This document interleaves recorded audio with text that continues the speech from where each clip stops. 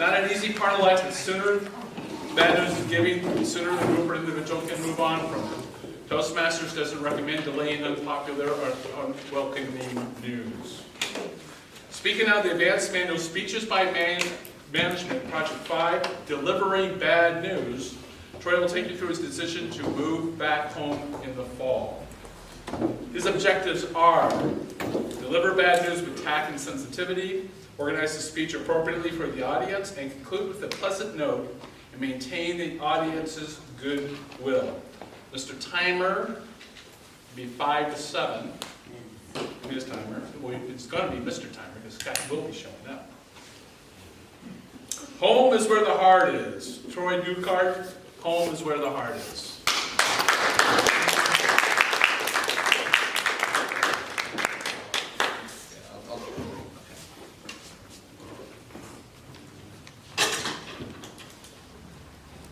I think it was Maria that told me this quote that I really loved. And she said, "Every no is leading you to your yes." Thank you for that quote. So as a few of you might know, I've decided to separate from the military in the fall, but I've also decided to move back home. I feel it's the best decision for me at this time. Wasn't an easy one. I know you're all going to miss me. Yeah. Oh, well, maybe except this guy right here. Maybe inside he'll be like, "Oh, Troy, I need you." But yeah, I want to just take you guys through my decision on how I got to that point. But I want to tell you the things that I really loved about California.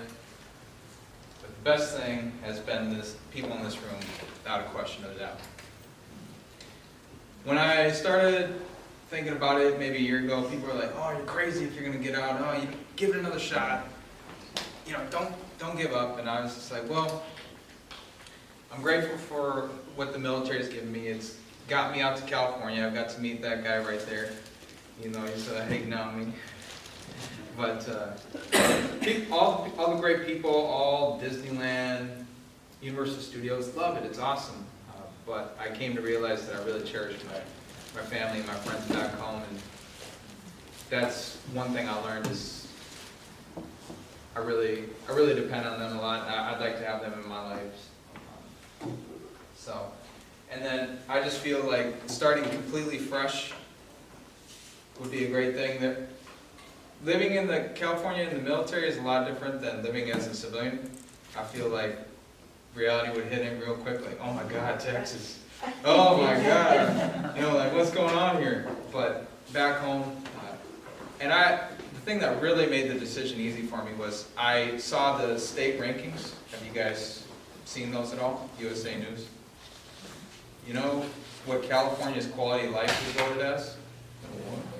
The worst. The worst. I was like, that shocked me. I was like, and you know what Minnesota was voted? Number 2. I think it has to do with the less traffic, really, because the weather here can't be beat. It's everything that's been advertised, but the traffic is huge. Whenever I go to LA, I'm like, oh, here we go again.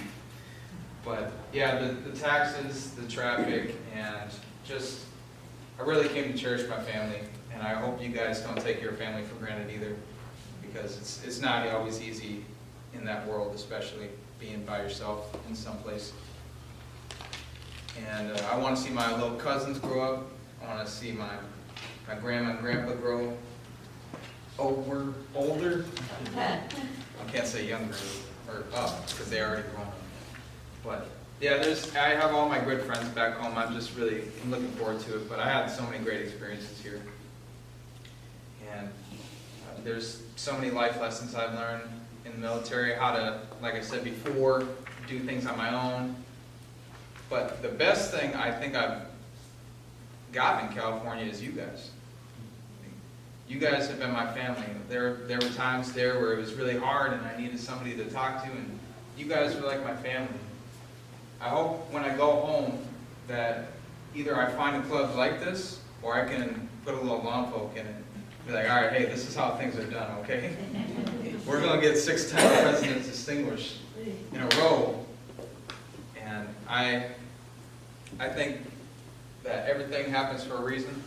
that all the good times and the bad times are there to shape you, and this was definitely a good time. I promise you, I got a couple months left as VPBR, I'm gonna give you my all, and when the next person takes over, I'm gonna help them keep this club going.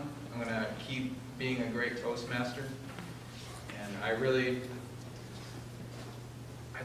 there's been so much good that this club has done, and I really appreciate everything you guys have done, especially Ron, Patrick, Patsy, Ron, all you great leaders, Vanessa. I really got to see what a top-level organization was. I don't think I've ever been a part of something this good. Any job I've ever had has been this great to its people, has been this welcoming, has given so much opportunity to something, and you guys should be proud of that, because since the first day I walked in here, I felt like I was part of you guys, and that's not a common thing. You go to a store and people think you're just another number, but here it was like I was instantly part of the family. So that's really going to be something I miss. I think when I think of my times in California, I'm going to think of all the times we go to Applebee's, or the times I spent at Ron's house, or times I spent with you, Vanessa, putting events together that we thought were like, oh, we're going to make it happen, and then it happened perfectly. And all the great mentorship and just the times at Arcelia's house, that was really fun. I think you guys have a great thing going here, and I'm going to take that with me home. I'm going to bring Lompoc back to the frozen tundra, hopefully warm it up a little bit. Not looking forward to the bugs, but I always have you guys in my hearts, and I hope you'll come to Minneapolis someday, Mr. Toastmaster.